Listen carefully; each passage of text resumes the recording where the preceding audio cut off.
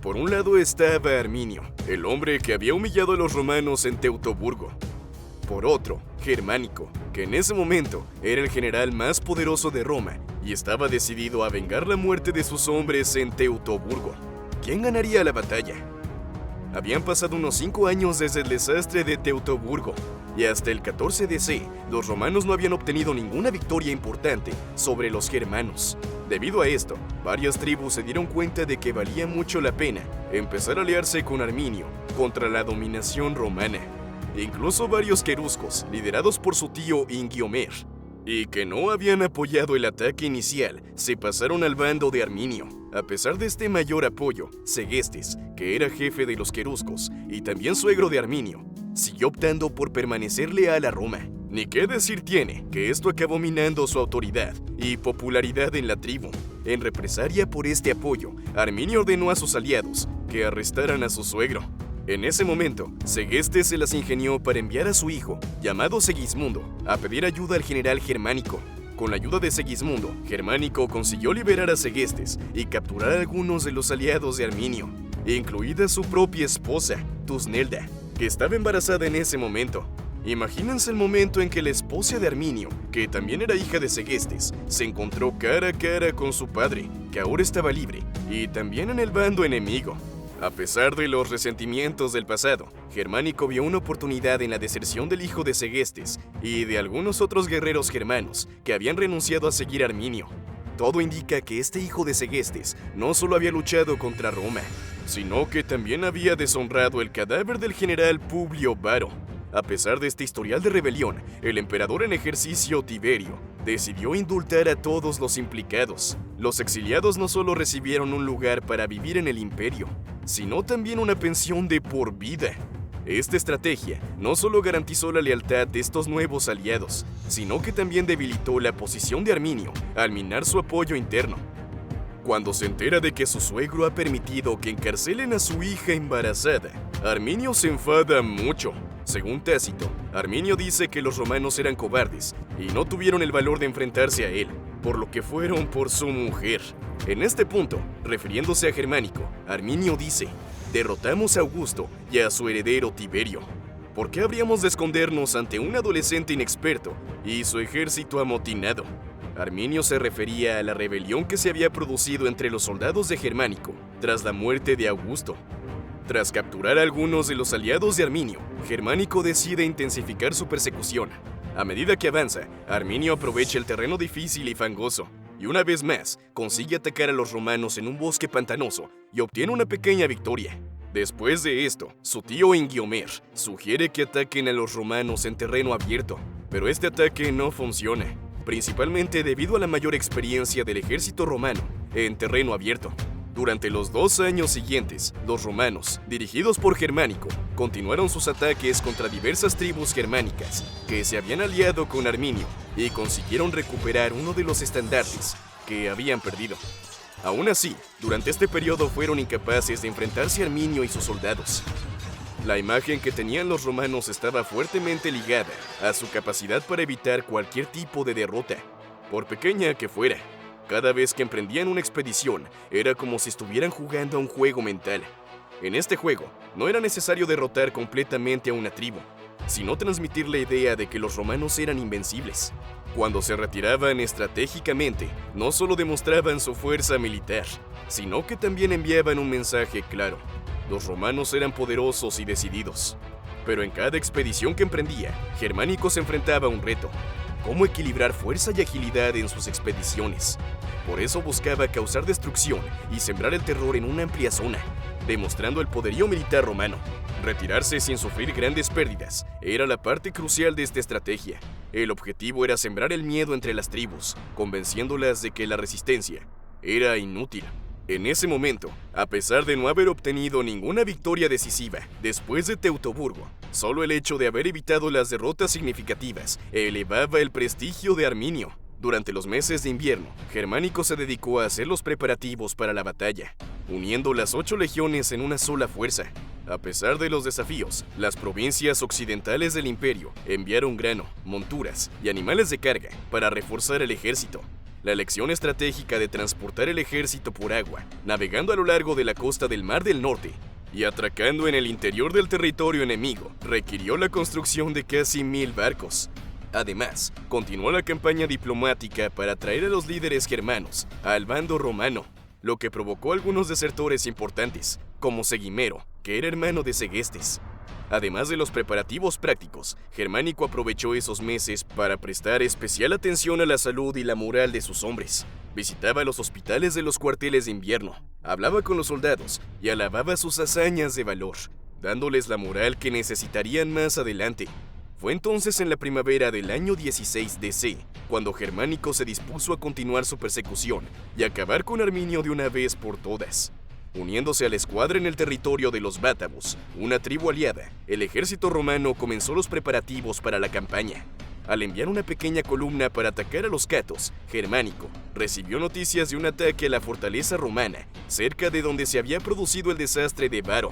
Este fue el preludio del enfrentamiento directo que se produciría a continuación. Pero antes, las tumbas que Germánico había construido para los soldados en Teutoburgo fueron destruidas por los enemigos nativos, lo que aumentó las tensiones. Arminio se enteró de que el ejército romano estaba reunido en el río Weser, y entre los soldados romanos había alguien muy especial para él, su hermano. Pero no, el hermano de Arminio no era un prisionero, sino un soldado auxiliar del ejército romano.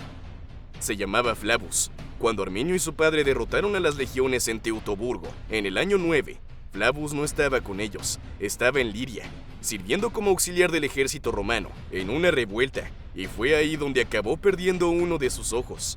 Cuando Arminio se enteró de que Flavio estaba con otros soldados en el río Weser, intentó encontrar la forma de reunirse con su hermano. Los dos consiguieron encontrarse y hablar en la orilla del río, pero no pudieron llegar a un acuerdo. Flavio pidió a Arminio que se rindiera, prometiéndole que los romanos tendrían piedad de él, y Arminio, por su parte, suplicaba a Flavio que apoyara a su pueblo y su origen. Así que los dos empezaron a discutir, y Flavio evitó por los pelos una pelea con Arminio. En ese momento, Arminio se dio cuenta de que su hermano había decidido permanecer leal a Roma, pero pensó, ¿por qué no intentar convencer a otros soldados romanos de que abandonaran el ejército y se pasaran a mi bando? Así que decidió enviar emisarios al campamento romano para intentar convencer a los soldados de que desertaran, y para ello les ofrecieron mucho dinero, tierras y esposas. Para minar aún más la moral romana, Arminio hizo la oferta de desertar en latín, dejando claro que algunos de los antiguos soldados romanos ya luchaban en su bando. Mientras sus emisarios hacían esta oferta, Arminio decidió retirarse a una posición estratégica en un bosque sagrado. Entre los soldados de Germánico empezó a correr el rumor de que se iba a producir un ataque nocturno contra el campamento romano, lo que provocó cierta tensión. Germánico tomó precauciones y decidió mantener a sus legiones en alerta. Como general experimentado, Germánico sabía que sus soldados debían de estar angustiados y asustados. Así que para calibrar la moral de sus tropas, Germánico decidió disfrazarse con una capucha de piel de animal y empezó a caminar en silencio por las tiendas de noche, escuchando las conversaciones de los soldados. Mientras recorría el campamento para entender cómo se sentían los soldados, Germánico quedó muy sorprendido por la fe y la preocupación que los soldados sentían por él como su general.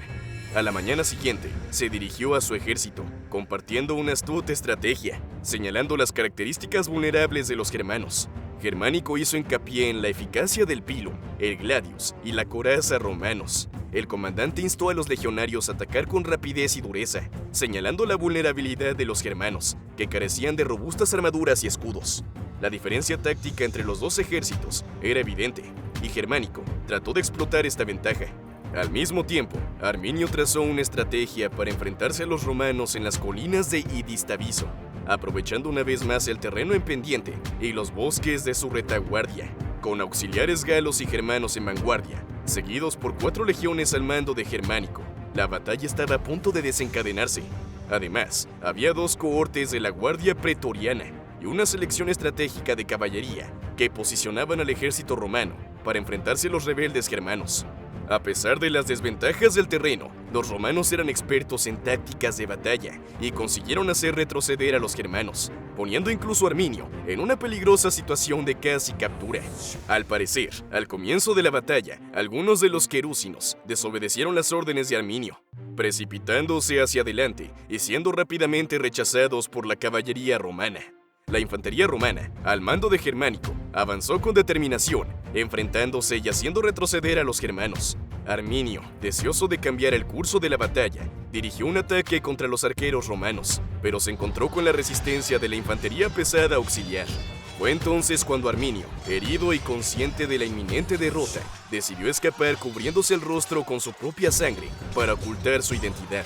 Se rumorea que auxiliares germanos, posiblemente de la tribu del Cáucaso, facilitaron su huida. Mientras tanto, el ejército germano, confuso y sometido a un intenso ataque romano, sufrió importantes pérdidas. Aunque Tácito no proporciona cifras concretas, las bajas romanas fueron muy reducidas, y todos los soldados de Germánico celebraron la victoria. A pesar de su derrota inicial, Arminio estaba lejos de rendirse. Volvieron a tomar posiciones, eligiendo un terreno estratégico entre un pantano traicionero y bosques cercanos a un río. Construyeron un cerco similar al utilizado en la emboscada dirigida por Varo. La infantería alemana se escondió cerca del bastión, mientras que la caballería se situó en las zonas boscosas un poco más atrás, listas para atacar la retaguardia romana.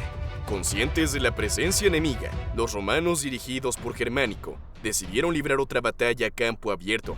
Dejando a la caballería para cubrir el campo abierto, dividieron a la infantería en dos fuerzas. El primer ataque tropezó con dificultades y algunas bajas romanas. Tras reorganizar las fuerzas, Germánico introdujo honderos y tiradores, que consiguieron derrotar a los guerreros germanos, que se encontraban a mayor distancia, sin que escudos ni armaduras pudieran resistir. Germánico lideró el avance con las dos cohortes pretorianas, mientras las fuerzas romanas avanzaban hacia el terreno boscoso para explotar esta ventaja táctica. En esta ocasión, la ventaja numérica de los germanos se convirtió en una desventaja, ya que los romanos, más hábiles en el combate cuerpo a cuerpo, consiguieron cambiar las tornas. Arminio, posiblemente aún convaleciente de sus recientes heridas, desempeñó un papel secundario en la segunda batalla. Su tío, Ingiómero, asumió el mando, pero esto no impidió que los germanos sufrieran numerosas bajas. Al final de la jornada, Germánico retiró una legión para empezar a construir un campamento y erigir otro trofeo para celebrar la victoria. Esta decisiva victoria llevó a algunas tribus a jurar lealtad al Imperio Romano.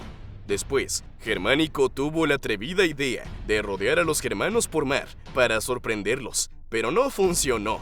Más de 1000 naves que transportaban legionarios hacia su destino fueron alcanzadas por una tormenta que causó estragos en una parte considerable del ejército. Así que el emperador Tiberio, que ya estaba satisfecho con las victorias conseguidas y era consciente de los riesgos que entrañaba continuar la campaña, decidió que había llegado el momento de parar. El esfuerzo y los recursos dedicados a la conquista temporal de tierras en los bosques y pantanos ya no parecían justificar el empeño. El deseo de conquistar Germania había llegado a su fin. Y aunque perdió ante los romanos, Arminio también salió victorioso por haber conseguido eliminar la influencia romana de la región. A su regreso a Roma, Germánico fue celebrado con un triunfo, una fiesta en honor a sus victorias. Todos en Roma esperaban con impaciencia el regreso de su héroe, Germánico. A su regreso, fue festejado con un triunfo por sus victorias. Vestidas con ropas ceremoniales, dos cohortes de la prestigiosa guardia pretoriana esperaban para darle la bienvenida. Pero la admiración por el general era tal que las 9 cohortes quisieron participar en este momento histórico. Una muestra de respeto por el líder que había vengado a Roma. Toda la celebración romana tuvo lugar ante los ojos del hijo de Arminio, que entonces era muy pequeño y había nacido en cautividad.